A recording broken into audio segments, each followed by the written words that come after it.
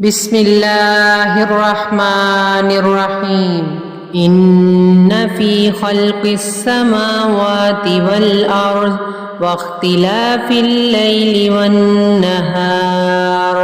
لآيات لأولي الألباب الذين يذكرون الله قياما وقعودا وعلى جنوبهم ويتفكرون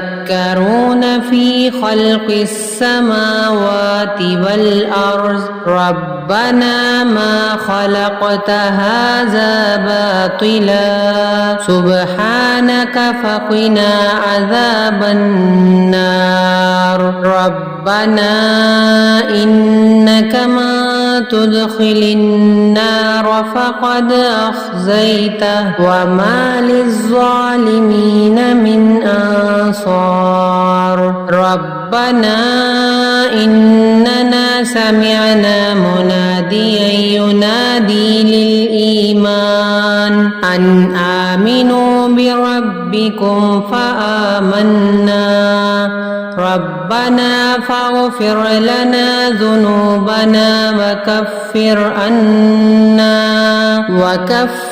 عنا سيئاتنا وتوفنا مع الأبرار ربنا وآتنا ما وعدتنا على رسلك ولا تخزنا يوم القيامة إنك لا تخلف الميعاد فاستجاب لهم ربهم أني لا أضيع عمل عامل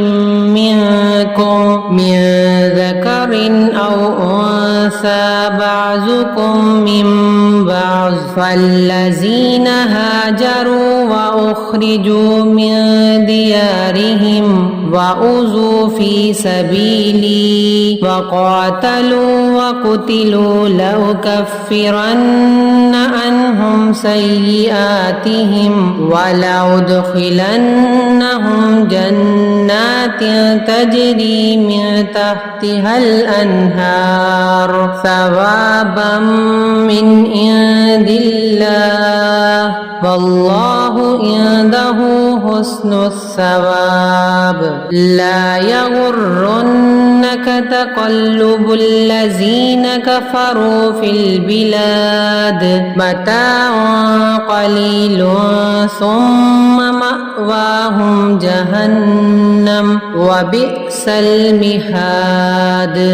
لكن الذين اتقوا ربهم لهم جنات تجري من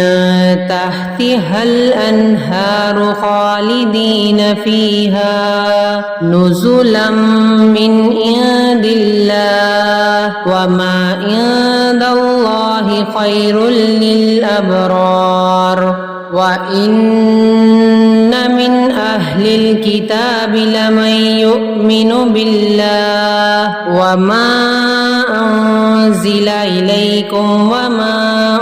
أنزل إليهم خاشعين لله لا يشترون بآيات الله ثمنا قليلا أولئك